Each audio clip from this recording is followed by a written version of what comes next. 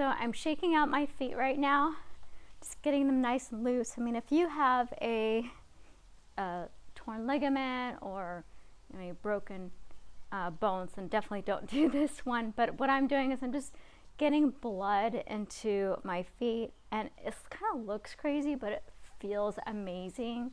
So I am a certified trainer and strength and conditioning coach.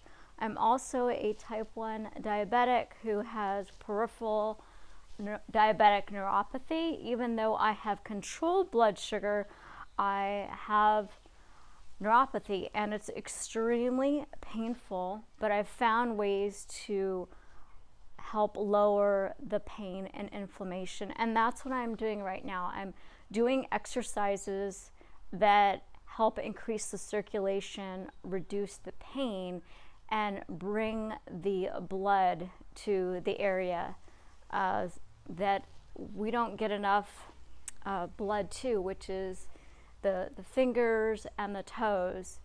And you have less in your legs and your hips. So I'm going to go over all those really helpful exercises right now. So if you want to do them with me, that would be a lot more fun for both of us.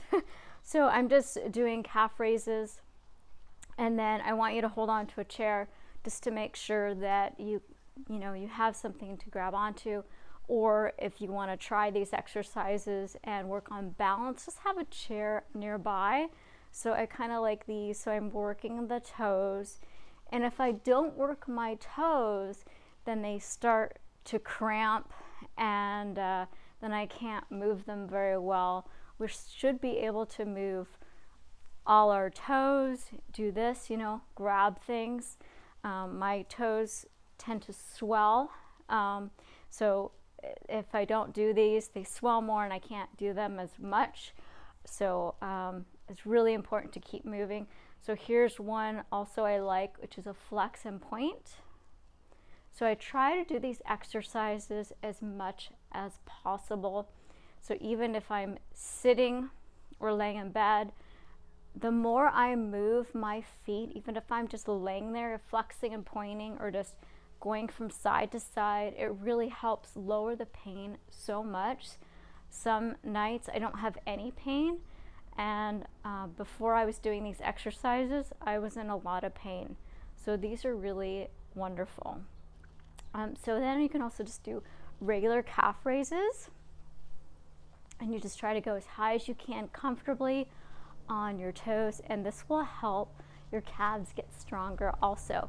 Now some people have neuropathy in their hips, and your hips are part of your glutes, and this will also be good just for walking. And so I like to do this one. It's just a hip raise, and the standing leg is bent, and I'll show you on the other side. So I have my foot flexed, and what you don't want to do is you don't want to like this. So we're not using momentum, we're using our strength. So I go up, I hold for a second, and I slow lower. And the lowering is called eccentric. Eccentric exercises are actually where you get the most strength. And I'm going to show you on the other side. So then the other side, I am just going to balance. I'm going to lean a little bit, but I want you to have a chair here. So I'm leaning, I'm using my core, there's my abs, and then I'm just balancing. So maybe try 8, go to 10, and then 15. And you can do these every day as long as you're not in pain. If you're in pain, then definitely stop. And then the shaking, I just love these. So I also have a neuropathy in my fingers. Apparently that's less common. And so I've been doing these finger exercises, and this is good for your shoulders, your posture. So I rotate my hips outward, and then I put my hands forward, and then I just, like I'm flicking water off my fingers. And these are really good for, my arms, my shoulders, and it feels so good on my back. Even if I go up, and you can even look up a little bit, squeeze your butt so you're not arching your back. So whenever you have back pain and you're standing, just try squeezing your butt, and you can even rotate your feet outwards, which engages your glutes, which engages your abdominals, and makes your posture, you put your back in a better posture so you're not arching back. So I've got some props here that are really good to help. So for these exercises, I like to use a very, very soft foam roller, and this blue one is really soft. So I can do my flex and point exercises on here. So I'll put, so let's see, I'll have this out, and I could just put one, I could just start one at a time, but it could do this, flex and point like that. And then you can even roll a little bit to massage your calf. The calf gets very tight. If you want to do both, I think I like to do one at a time, and I could just lean back a little bit. And then also you could just, and if you want to use your abs, you can even do a little calf massage while working your abs and your shoulders. It's a little bit more advanced, but I like using this one as well. So I'm going to show you also a good one. So this one you would do standing, and you would do your calf raise, and then you can do a heel lift. So that's good also. And then another one I like is a calf stretch where I'm in a lunge position. So I've got both feet flat on the ground, and because if you lift up that heel, you're releasing that stretch, and I'm squeezing the butt cheek. That's the same leg that's going back, and then if I need more, I just slightly hinge further forward while keep pushing that heel into the ground, and then I can switch. So we have two large calf muscles. That was the gastrocnemius. So now I'm going to stretch the soleus. So on that one, I can either put both feet flat on the ground, one in front of the other, and then I can either go up and down if it's too tight, or just hold it. Now you want to hold your stretches, if it's not painful, for 30 seconds up to 2 minutes. So sometimes I'm just so tight, if I can just go in and out of the stretch like that, or if I'm doing a calf stretch, can do this. And this one's good too, because now I'm doing a little hamstring stretch also. So those are great ones. And you can even, if I'm using my chair, I'm going to flip this around and show you here. So you can, even if you're sitting, you can just do this. So you could try that, and then you can just try the little lift your toes off the ground. So anything, and circles are great. And when I have people do the circles, they just go kind of like this. No, I want you to go slow, really make as wide of a circle as you can, and make sure go the other way. Usually I like to do this when I'm watching TV, and I just put my timer on. I have a little timer, and that way I don't have to count how many repetitions I'm doing. So I've got other things that I wanted to show you as well. So I have an infrared machine. Now this one is from Juve. They have a lot of different machines out there. It has a little button here, and I'm going to turn it on. When it's darker, it's a little red light, and it goes on and it stays on for 10 minutes. And I believe you need to keep your feet or your hands or whatever, I can even do it on my face or my hair, for about 10 minutes. And I found this really helps. Now the first time I used this on my feet, so I guess I was, propped up on my couch with my pillows and kind of like this. I felt my toes kind of tingling, kind of like burning a little bit, and it didn't feel so good. But then when I stopped using it, I was getting more pain. So I try to use this twice a day, 10 minutes on each foot, and I also do on each hand. And this has been helping me with the neuropathy pain. I bought this several years ago, but right now it looks like it's going for about $545. Now the newer ones, they have a stand and they have a handle. So I don't know if there's any better ones, but this is just the one that I have.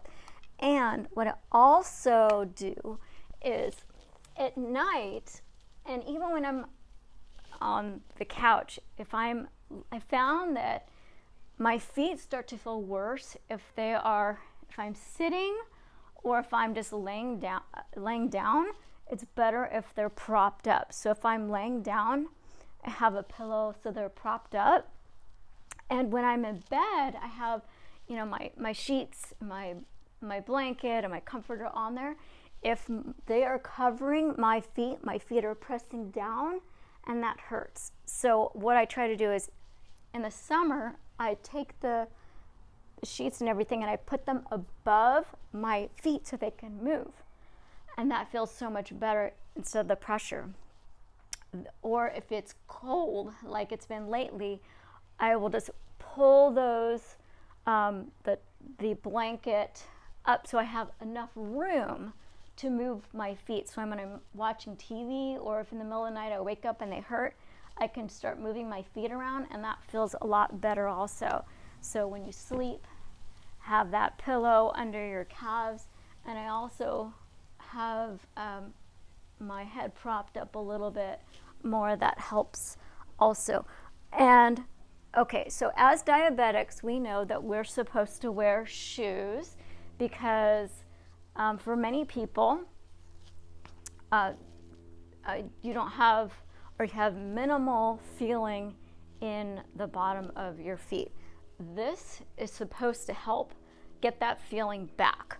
So, and I don't like wearing shoes at all. And I was making something in my kitchen and I dropped the can of cocoa, which is not very heavy, but I dropped it and it landed right on my big toe, and my toenail started growing backwards. Extremely painful. I had to get my toenails surgically removed. That was 2 years ago. It hasn't quite healed properly still after 2 years. That's the thing with being a diabetic. We have problems healing.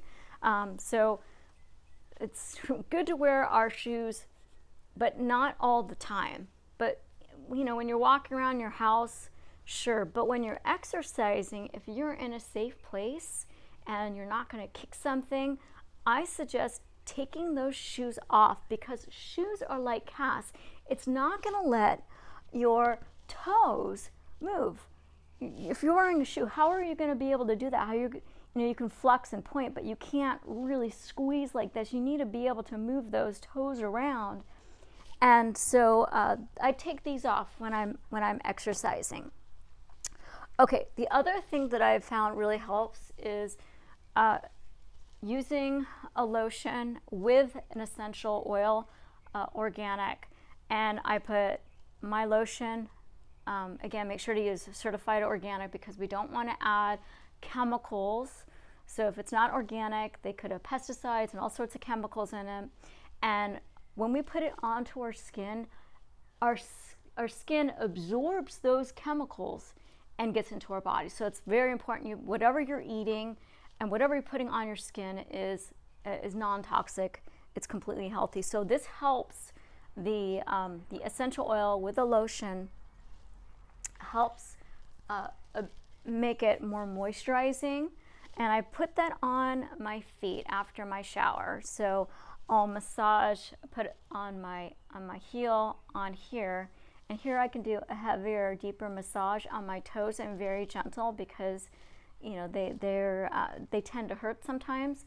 So I do and they say, you know, don't put lotion in between the toes, but then it's all cracked, right? So I do, but I make sure it's dry, and I don't put a lot. I make sure it's completely dry, and then I don't put my socks on until the lotion is dry, and then I put my socks on. And I found that doing that once a day is not enough. Doing it twice a day I found that to be very helpful, and now my skin on my feet look actually really good. When I find a good essential oil, I'll put the link below. I've ordered a couple, so I'll try those out. Some people like cinnamon. It tends to bring that heat in there, but my toes are very, very sensitive to heat, so I have to stay away from that. Okay, so the other thing, so here is tea. So as a diabetic, it's really important that you stay hydrated. Actually, everybody needs to stay hydrated. I drink tea, I drink water. 64 ounces, which is your, 8 times 8, 64. They say drink 8 ounces. Every person is different. I'm really tiny, and I drink 90 ounces of liquid, either in water, tea a day, and sometimes that's not enough. So just go by what your urine looks like. If it's very yellow, unless that's because of the supplements you're taking, you're probably dehydrated. The problem with dehydration is you end up with toxic buildup and more inflammation. So drinking water helps with circulation and helps transport nutrients. So make sure that you are moving. You don't have to you can do many more exercises. Exercise is really important.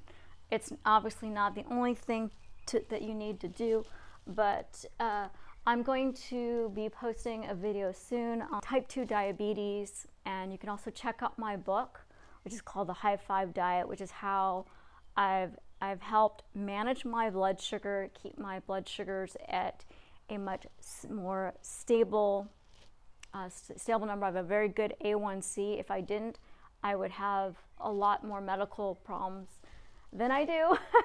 But they say, the doctors have said that I have neuropathy because I've had diabetes for 20 years. And the longer you have diabetes, the more complications you're going to have. So it's really important to keep your blood sugar stable. So that's all for today. If you have any questions, write to me below, and I'll see you soon.